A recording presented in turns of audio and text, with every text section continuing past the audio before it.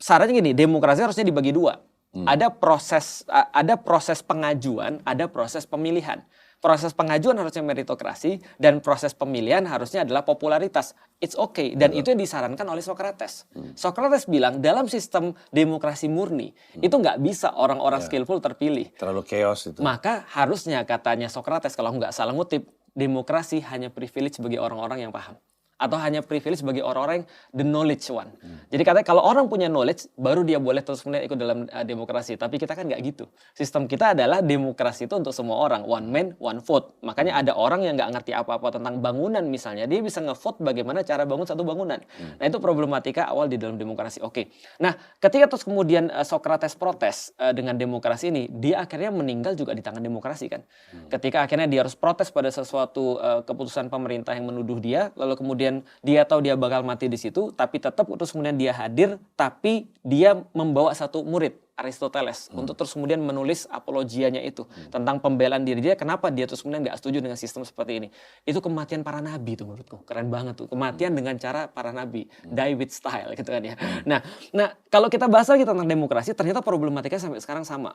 Nah demokrasi ini ternyata setelah di zaman Socrates dikritik, ternyata memang benar-benar gagal karena sejarah mencatat setelah itu Roma yang melanjutkan kepemimpinan Yunani itu tidak berbentuk lagi seperti parlemen atau senat, tapi berbentuknya seperti apa? Berbentuknya memang seperti tirani, gitu kan ya. Atau bahkan di ujung-ujung daripada revolusi pun Prancis kita tahu bahwasanya Napoleon Bonaparte itu gelarnya adalah kaisar, gitu kan ya. Artinya itu jelas-jelas bukan demokrasi kan, gitu kan ya. Tapi kan itu juga karena sosok otoriter ini yang nggak pengen ada demokrasi. Karena dia, menurutku ya, kalau aku jadi, aku menempatkan diriku dalam sepatunya Napoleon ya. Karena bagi dia gini, demokrasi itu tidak cocok untuk sekarang. Karena kita tahu bahwa sistem kepemimpinan itu bisa jadi berubah-ubah. Dalam satu titik di mana harus cepat keputusan dibuat, tidak usah ada diskusi dan segala macam. Dia yang paling paham di lapangan, dia pikir aku bisa melakukan lebih baik daripada demokrasi. Dan harusnya kan oke. Gampangnya gini deh. Menurutku gini, kenapa dui fungsi TNI itu ditentang sama orang-orang Indonesia, tapi multifungsi damkar itu diokekan sama orang-orang di seluruh Indonesia?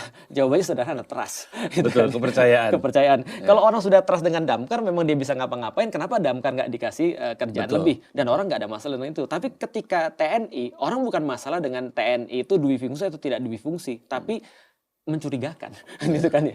Jadi kenapa lu harus rapat diam-diam?